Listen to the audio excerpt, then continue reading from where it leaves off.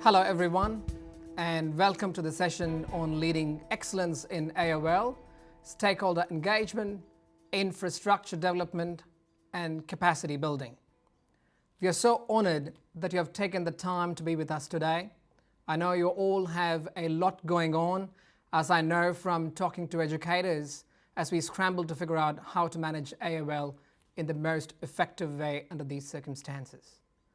My name is Venkata Yanamandram, Director of Assurance of Learning at the Faculty of Business, University of Wollongong in Australia.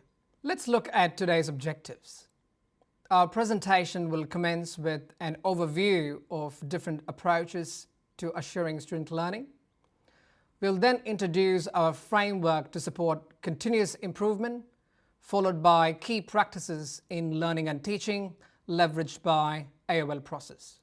Along the way, we'll provide you with practical tips that you can take away to implement changes in your school. We conclude by introducing key changes to AoL in the proposed 2020 standard, followed by a Q&A session. So let's consider an overview of different AoL approaches.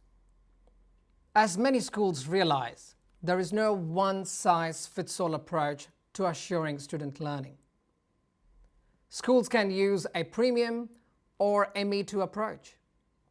AACSB's position is that more complexity, a greater number of learning goals, or assessing every goal every year does not make an AoL system better. Rather, it is a systematic process informed by the school's mission and resulting in meaningful improvements in curriculum and learning that defines a strong and mature AoL system. We all have to navigate complex landscapes in which we often face challenges. The challenges may be insufficient stakeholder engagement, insufficient resources, insufficient capacity building, or simply stagnant pedagogical practices. As you can see from the figure on the slide, there are too many ways to reach a destination, so as to speak. But regardless of the path we follow, we have to find a means to overcome those challenges. So let's look at a framework to manage those challenges. So let's consider the framework to support continuous improvement. As you can see from the figure, the framework represents a dynamic interaction between various sets of activities that create the conditions for continuous improvement through AoL process. The activities consist of strategic and persistent stakeholder engagement, and iterative development of resources, which we will call infrastructure, and building of capacity in our colleagues.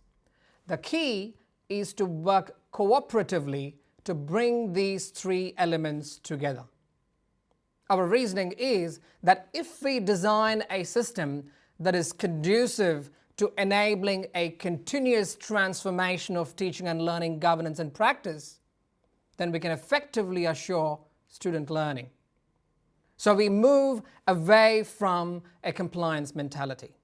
So let's consider stakeholder engagement. We all are aware about the need to increase awareness and socialization on AoL. So let me give you an analogy of people waiting and getting into a bus. On the slide, you will find that there is a small proportion of people sitting comfortably next to each other, while a lone person stands inside the bus, and still others outside the bus wondering whether to take the bus at all. In an AoL bus, so as to speak, you want a significant number of different stakeholders to be inside the bus, ideally sitting next to each other, having focused conversations on various teaching, assessment, and other practices. But for that to happen, you need a good bus driver who has to decide where she or he is going, how he or she is going to get there, and decide how to create an environment such that different types of people feel more correct to travel with the driver. So you want to have a champion who can get stakeholders up and down and across the school to change their routines and activities. What we learned from our experience is that the likelihood of success increased when we intuitively explored, identified, and categorized people into different but highly related groups and tailored strategies to each group. You have to seek consent from executive on your road plan. You have to support your AoL team. You have to engage with academics and professional colleagues, and you have to seek support from other stakeholders. Easy said than done, right? Let me share a small story. When we learned during the early phase that the set of practices associated with the evaluation of AoL process and key responsibilities of staff were not well developed, we engaged in multiple conversations to develop a set of procedures and linked it with what most of the executives said was relevant and feasible. I have provided an example of AoL workflows and responsibilities in this PowerPoint, so please do check it out.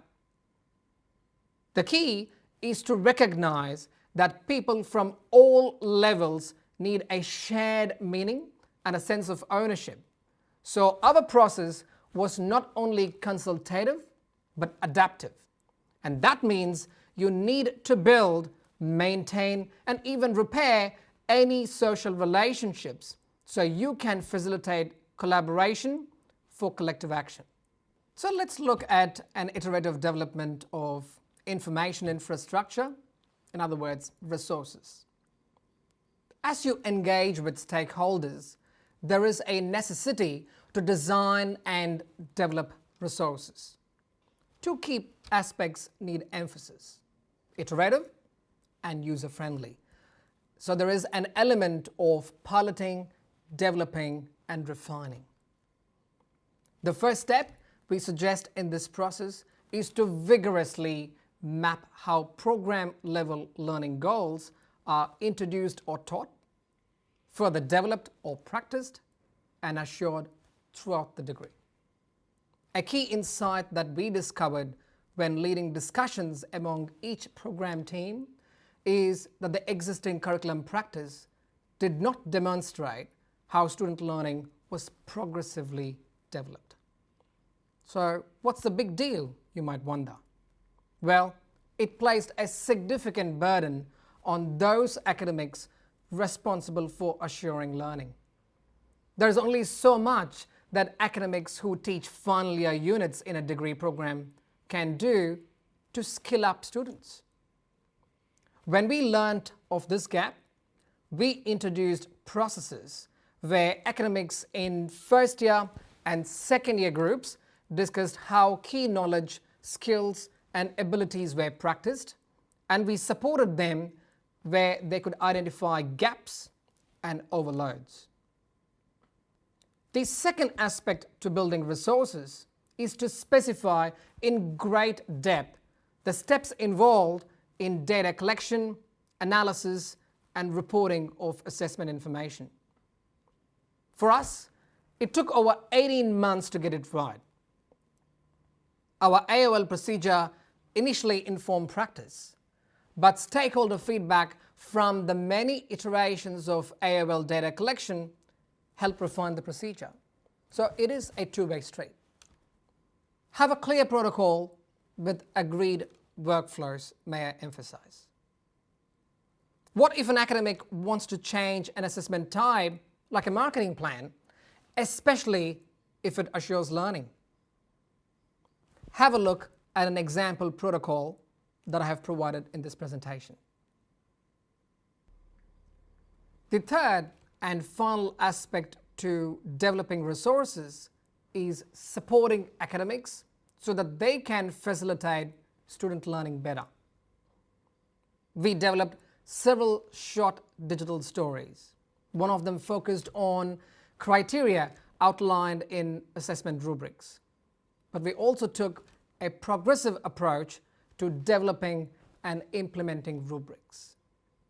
Initially, with the assistance from our learning designers, we tweaked a set of standard rubrics that we had sourced.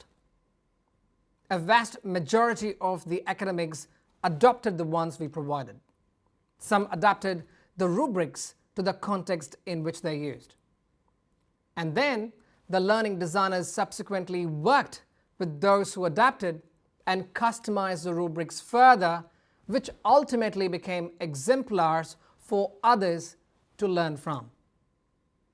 We also built a teaching and learning toolkit that consisted of various teaching strategies, videos, and web links.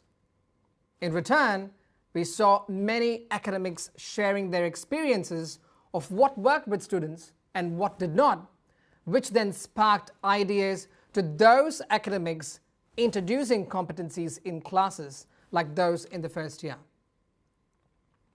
The essence of what I have said is that it is all about enabling an environment for the iterative development of resources.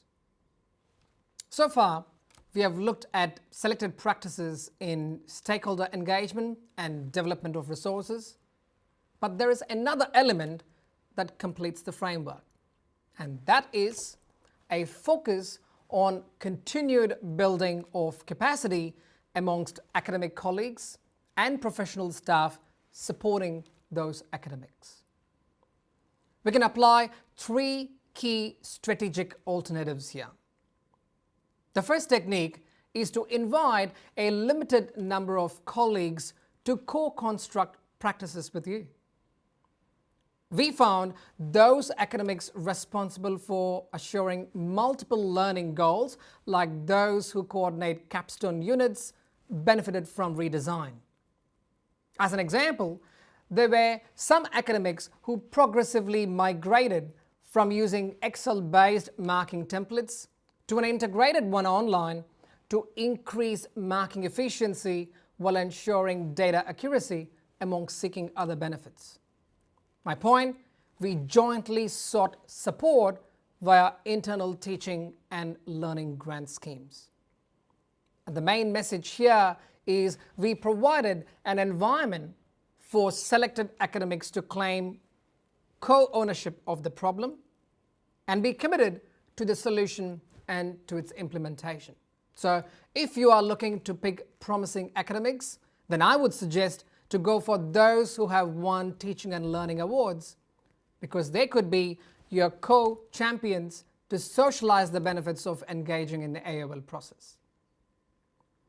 The second technique is to mentor academic colleagues and professional staff, and I use the term very broadly to mean mentor functions such as modeling, coaching, advising, encouraging, and supporting to assist colleagues. We brainstormed the merits of modeling and appropriate leadership style our program directors might employ in progressing AoL process. So we trialed a few techniques, including using solution-focused questioning techniques, such as how can we ensure we provide sufficient teaching and learning activities to develop reflective writing skills across the degree program before asking students to demonstrate that skill. While these discussions prompted program directors to devise their own solutions, it did one unplanned good. It increased the trust they placed on us. So the AoL team was called upon to provide advice on relevant university policy matters, assessment design, teaching strategy, and even to manage any persistent problems with class performance. We also applied another framework: I do, we do, you do, especially when academic staff had a conceptual understanding of what we were asking but did not know how to do it effectively.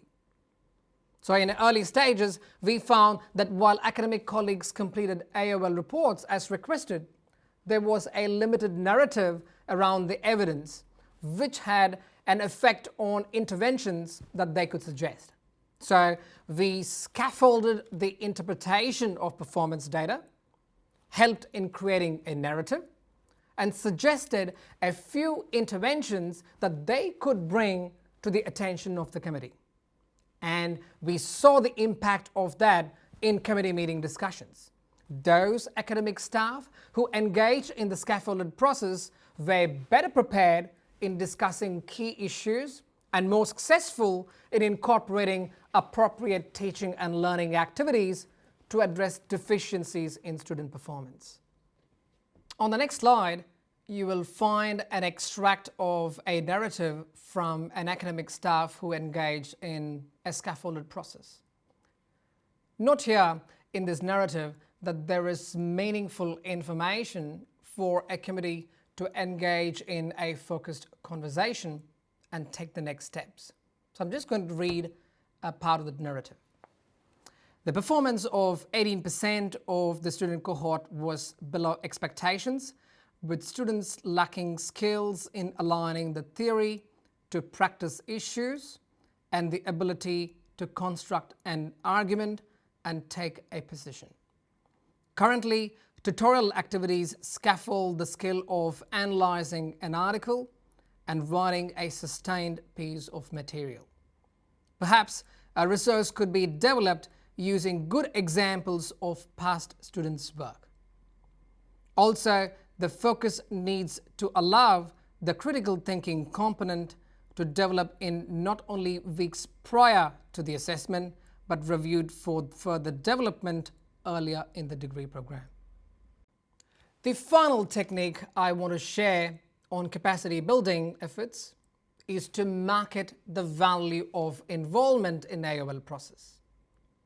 In various school meetings, we publicized how one academic discipline group used student performance information for continuous improvements so others could learn from it. We conducted customized workshops in particular areas of practice. For example, how to table a report at a meeting to evaluate its implication. We also identified and disseminated exemplary reports of AoL evaluation and advised inexperienced evaluators on how best to develop and use them. We also employed other traditional ways of marketing the value, such as developing an intranet site that explains how AoL is carried out and do-it-yourself guides. The next step is critical: the consequence of bringing together the three broad elements of the framework, which is demonstrating that improvements driven by the data collected during the AoL process are routine, systematic, and meaningful. In our institution, the curricular changes occur in the short term, medium term, and long term. Actions that are viewed as within the control of the unit coordinator are implemented within that unit or course in the following semester, and where the AoL committee recommends those actions. That's short term. For medium term, following the AoL meeting, actions that are viewed as within the control of the teaching team, that is the programming team, are implemented across the degree program and where the relevant committee recommends those actions. And for long term, more substantive changes, for example, altering the requirements for completion of a degree program, including addition or removal of exit and entry points, and structural changes to the program are implemented through program reviews, which for us occurs once in 5 years. An insight I want to share is how careful analysis of data can produce meaningful changes. So here is an example. It is reasonable to expect MBA graduates to be reflective practitioners, right? So we have a learning goal around reflective writing. When we analyzed the first cycle of AoL data, we found that quite a considerable proportion demonstrated little evidence of utilizing feedback in their reflections, leading to poor design of their improvement plans. So, utilizing feedback and drafting an improvement plan were two of the 5 criteria on our assessment rubric.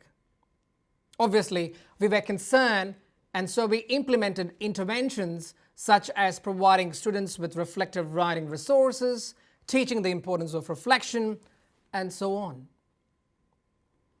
But when we collected the data the second time, we noticed only a marginal improvement. So we engaged in a discussion with students after they finished the course, and we learned that their industry experience actually limited their openness to acting on feedback. Some said they thought it was weak to act on feedback because they believed they had to defend their ideas, be seen as strong-willed and original. And that prompted us to rethink what responsible leadership is. And then it became the soul of our revised MBA curriculum. So the main messages from this example are: a careful analysis of data can produce meaningful curriculum changes. Also, have a plan B. When data from a second measure does not result in a meaningful improvement, give yourself enough time to design and implement another intervention. I have a caveat though. Managing AoL is not without challenges. I bet you would face challenges when engaging with stakeholders, developing resources, and building capacity. And just when you think you have nailed a Goldilocks solution, things will likely fall apart. That is to be expected. But persevere and be iterative and be strategic. Personally, my experiences have reinforced the assertion that we need to support our academic colleagues as much as they support students by facilitating the learning process instead of just directing it. And remember the bottom line here. If you can create the conditions for continuous improvement, then your likelihood of successfully leading change increases. Having looked at key practices, let's look at key AoL changes in the proposed 2020 standard. The standard is not about compliance. Rather, it is principles-based and meant to provide guidance in conducting direct and indirect assessment of student competency. It is a systematic process to assess student learning. The outcome of the process demonstrates that competencies are achieved and that the school's curricula are informed and continually improved by the AoL process. There is also an emphasis on both direct and indirect measures of assessment. There is a greater flexibility to leverage what the school is doing for its national accrediting body for AACSB purpose. Learning goals are now referred to as competencies, which are intended to broadly encompass knowledge, skills, and abilities. Schools in the initial accreditation process will be required to complete the new Table 5.1, whereas CAR schools will have the option to do so. But please do look at the next slide for Table 5.1 that is populated with examples.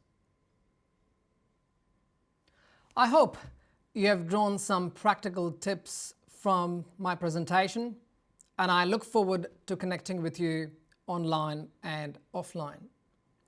Thank you for listening to me, and please stay safe, healthy, and continue to support each other during this time.